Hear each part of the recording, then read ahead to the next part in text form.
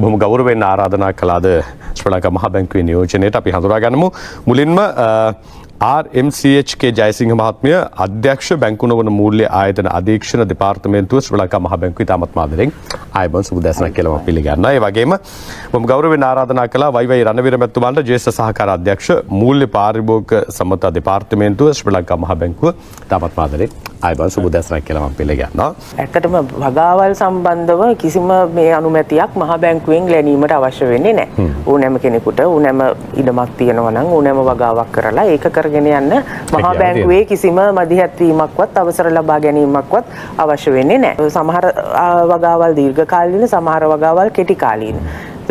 අගාවුඩ් කියන එක තියෙනවා. ඒ වගේම වැනිලා වගාවල්, තුඹ කරවිල, විවිධාකාරයේ මේ පේර, කිලෝ පේර, නයිමිරිස් එක එක වර්ගයේ වගාවල්. ඉතින් මේවා සමහර ඒවා දිගු කාලීන, සමහර ඒවා කෙටි කාලීන මේ ඵලදාව ලබා ගන්න තියෙන වගාවල්.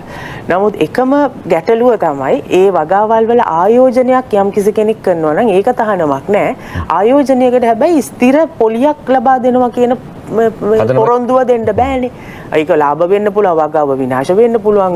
දැන් හුඟක් වෙලාවට කෘෂි කාර්මික දේවල් වලට පාරිසරික සාධක බලපානවා, නියඟවල් වලට අහු වෙන්න පුළුවන්, ගම් වතුරට අහු වෙන්න පුළුවන්. අපි දන්නේ නැහැ මේක ලාභ වෙයිද නැද්ද කියලා.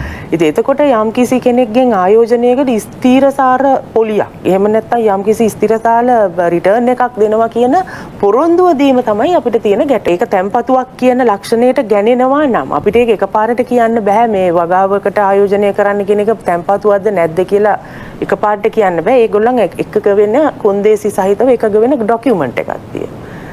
ලියවිල්ලක්. ඒ ලියවිල්ල පරිශීලනය කරලා තමයි කියන්න පුළුවන් වෙන්නේ මේක තැම්පතුවක්ද නැද්ද කියලා.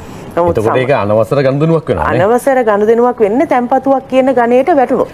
දැන් සමහර අය ඉන්නවා ඉඩම් කොටසක් පවරා දෙනවා. ඒතර ඒක භාණ්ඩයක් මිලදී ගැනීමක් නේ. යම් කිසි මුදලක් ඔබතුමාට දීලා ඔබතුමා මට මේ ඉඩම් කොටසක් ලියලා දෙනවා. ඒතර ඒක තැම්පතුවක් නෙමෙයි. එහෙම නැත්නම් යම් කිසි ගස්වල අයිතියක් පවරා දෙනවා. ඒකත් තැම්පතුවක් නෙමෙයි. නමුත් එතකොට ඒ අඩංගු වෙන ડોකියුමන්ට් එක බලලා මිසක් අපිට මේක තැම්පතුවක්ද නැද්ද කියලා නිකන් එකපාරට කියන්න බෑ. නමුත් සමහර වෙන්න මොකුත්ම නැහැ මේ වර්ෂ අවසානයේ මෙච්චරක් ගෙවනවා කියලා සර්ටිෆිකට් එකක් පමණක් දෙනවා. අන්න ඒ වගේ අවස්ථාවල ඒක තැම්පතුවක් කියන නිර්වචනය යටතට වැටෙන්න පුළුවන්.